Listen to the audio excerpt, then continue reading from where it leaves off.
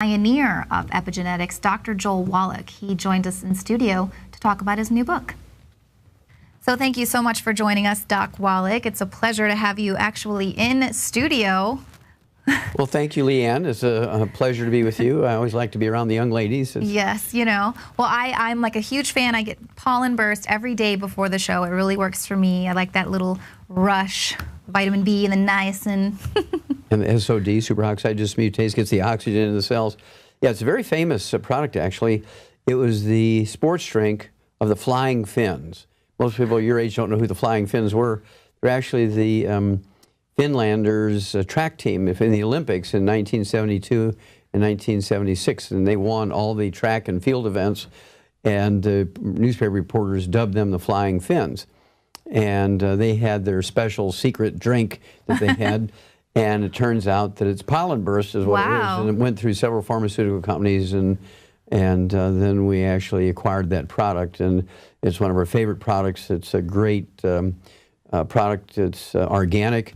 It's made from organic flower pollen, not bee pollen, but flower pollen from Switzerland. And professional athletes, Olympic athletes can take it, and they won't test bad for anything that they're looking for in these tests. Like lamps, you know. Right, exactly. Nothing will test bad because it's all natural, organic. Correct. Like now all the athletes have is like Gatorade and things like that. So. Ooh, ouch. Well, yeah, well, Gatorade has 2 nutrients in it. Powerade has 6. Our longevity version of sports drink, which is called Rebound, has 100 nutrients in it. So let's see. If you're going to be an athlete and you're sweating out nutrients, do you want to replace it with distilled water? No, there's none in there. Gatorade is 2, Powerade is 6, and then there's Rebound with 100. Exactly. Well, and my favorite flavor is the acai berry, but now I'm reading some new reports coming out saying that, you know, the acai and blueberries and all of these antioxidants to stop with, anti-aging cures and everything is kind of a sham. What do you think about that? Well, the principle is quite correct, that the antioxidants do help your genes maximize their genetic potential. For instance, you might have genes that will allow you to live to be 200 if you do everything right. But if you don't do everything right, that gene can't do it by itself. You need the raw materials for it to get there. For instance, if you have a car like a Lamborghini and it says you need 6 quarts of oil in there, that car will go 300,000 miles before you need a new engine. If you only put 6 quarts of water in that crankcase instead of 6 quarts of oil, is that car going to get 300,000 miles? No. You might not even get one tank full of gas distance. You might not go 500 miles before the engine burns up with water. And so the same thing is true with our genes. You can have genes that will allow you to live to be 200, but if you're just trying to eat well, which is what everybody said, I ate well, and then you're not getting guaranteed, drop-dead guaranteed, giving your genes everything they need to maximize your genetic potential for longevity and health. And so we have to be smarter than that. And I think what makes my background different, Leanne, is that I'm a veterinarian as well as a physician. And in veterinary medicine, we don't have health insurance for animals. And if we were to use a human healthcare system for livestock like we do people, a dozen eggs would be $250, a pound of hamburger would be $500 just to pay for the healthcare system. So we learned a long time ago that we could prevent diseases, we could prevent birth defects, we can maximize production of meat, eggs, and milk for a pound of feed by just giving these animals vitamins and minerals. Now, I'm one of the authors of the Animal Welfare Act of 1964 because animals were being abused. And so I actually was part of a team of 6 guys from the National Science Foundation, who I was working for at the time, to come up with the Animal Welfare Act, which is passed in Congress. It's a federal law now that even laboratory animals under experimental circumstances had to be cared for in a very, very kindly and judicious way. You can't leave them without water and food over the weekend so they cannibalize each other and that sort of stuff and make up the results of the experiment. And so we took care of that with that Animal Welfare Act, and so I was very, very proud of my association with that. Yeah, thank you for that, by the way. Now, you were mentioning a lot of people, eat healthy, which is what I do, but I do not supplement. I'm really bad at, taking vitamins and things. I can't do it. I mean, I'm good now with the droppers. That's a little bit easier for me, but the pills, I just don't like that. Well, then you're going to love the Beyond Tangerine 2.0, which is a NutriCrystal. It's kind of built on the coffee crystal technology, and you add, say, 2 scoops to 10 ounces of water in one of the little bottles, and it turns into a liquid. Yeah. And the 2.0 tastes like peaches. People just love it. I mean, this is one of Alex's favorites. And it has 245 nutrients in it. You're guaranteed it. Now, a couple days ago, I just, in the Chinese system, turned 75. The American system, I turned 74 plus. And I haven't been to a doctor with me being sick in 68 years. I've never been on a prescription medication. And I've been taking the 90 essential nutrients twice a day. You're 75. Yes, ma'am. Wow. Your skin is very supple. Well, I wasn't going to say anything, but... Well, nobody's going to steal an airplane with me on it. Okay, I'll tell you. I can still whoop up on them. And that's because I do take the 90 essential nutrients twice a day, faithfully. Obsessively is probably a better word, because I have 3 suitcases. They weigh 70 pounds each, which I check in with me no matter where I go. And 50 pounds in each of those 3 suitcases are my supplements that I take with me. Wow. I don't depend on having just a few bottles with me and I run out and say, well, I was without it for a month because I ran out. That will never happen. And I've been blessed. And of course, I have 4 children. I have 8 grandchildren, 4 great-grandchildren, and they've never been sick because they've been taking the 90 essential nutrients before they were conceived. All the pregnancies are developed in from the moment they're born. And we can make America a birth defect-free country.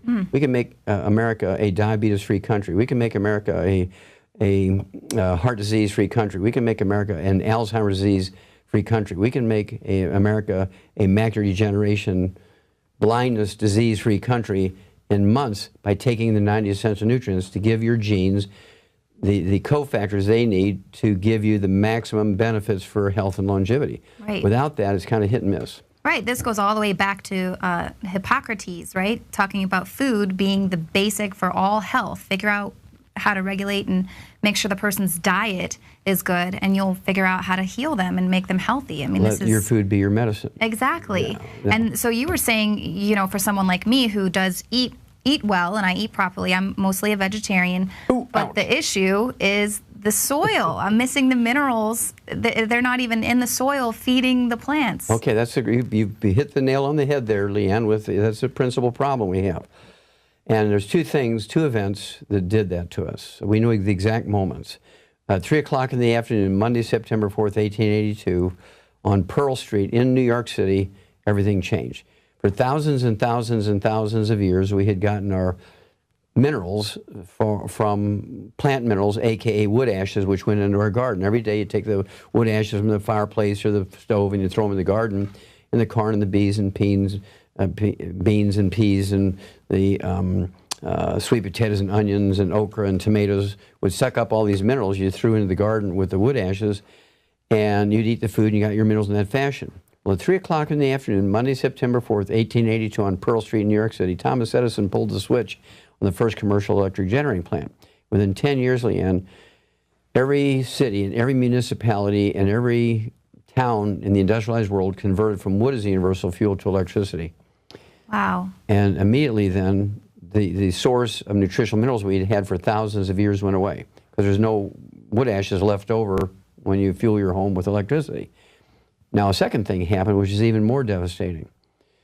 About the same time, because people wanted more electricity, we started building all these hydroelectric plants and dams all across all the big rivers in America, Missouri River, Mississippi River, Columbia River, the Albany River, Hudson River, and so forth. And we dammed up all these rivers, the Tennessee River, we dammed them all up. Well, what happened was, for thousands and thousands and thousands of years since the beginning of time, rivers would flood every year. And when the water would recede, they would leave silt behind on the fields. These are the most expensive, the most fertile farmlands were floodplains. Bottomland, they called it. And would the farmers scrape that silt, that mud off from the flood off to the side? No, they would till it in the soil. Wow. We dammed up all the rivers, so what's the people who manage these dams, what do they complain about? All the silt building up behind the dams. It never gets to the fields anymore. Right. So over 25 years, after the rivers were dammed up and electricity came online, we were still growing plants, and we grew the plants, and they sucked up all the minerals out of the soil, and then there was no minerals in the soil. We got the Dust Bowl, because there was nothing in the soil, no plants could live, and so they invented synthetic fertilizer, which has no nutrition in it for humans, but it makes the plants grow. Right. And they get paid for yield. They don't get paid for how much nutrition is in the food. Farmers get paid by yield, tons and bushels. Right. And so the whole system is all messed up. And so the only way to override that system is to supplement with the 90 essential nutrients, 60 minerals, 16 vitamins, 12 essential amino acids, 3 essential fatty acids. And then you're guaranteed you're going to get everything you need to have perfect babies. We will not have another birth defect if everybody took the 90 essential nutrients before they conceived a child. Right. Every birth defect you can name, and 10 times that many you can't, Leanne, are all caused by nutritional deficiency of the embryos. There's not a single disease that a baby's born with is caused by genetics. It's all nutritional deficiencies of the embryo. So for someone like me, a woman, I have yet to have children, and I know obviously just basic science, we're born with all of the eggs we're ever going to have as women. Am I able to turn back time, or have I already done the damage? Or no, you haven't done the damage yet, because the clock starts ticking on danger for the embryo at the moment of conception. Okay? When the sperm fertilizes the egg, that's it. If you don't have all the nutrients at that point, the baby's in danger. We're talking Down syndrome.